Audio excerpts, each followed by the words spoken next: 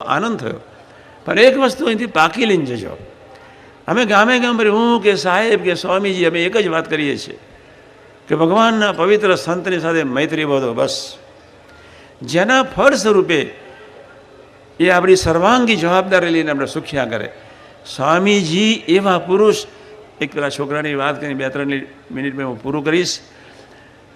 વિધાત્રીના લેખ પર મેઘ મારે અન્નમ સાધુ, પડી પટોરે ભાત ફાટે પણ ફીટે નહીં, અને કૂતરાની પૂંછડી ત્રિકાણમાં સીધી ન થાય. તમારા પ્રાણ અને પ્રકૃતિ ગંદી છે, તમારા પ્રાણ ગંદા છે, તમારા પ્રાણમાં અમૃત નથી. અહીં જેવી ગંદકી એવા તમારા પ્રાણ નીકળે. અહીં જેટલો બ્રહ્મનો આનંદ એટલા તમારા પ્રાણ પવિત્ર નીકળે. આપણે પોતાના હૈયાને વિચાર કરીએ, કેટલી ચિંતા, કેટલા અશ્લીલ બીજા વિચારો, કંઈ ના કંઈ એવા વિચારો, ક્યાંનું ક્યાંય આપણું મન 2-5 મિનિટ સ્થિરતાથી આપણે ભજન ન કરી શકીએ, એકાંતમાં બેસીને સંભાળી શકીએ, એવી એક કરુણ હાલત બધાને લાખોની છે. સ્વામીજી આગળ યુવકો રડતા જ હતા. મેં તો બહુ જોયા. પેલા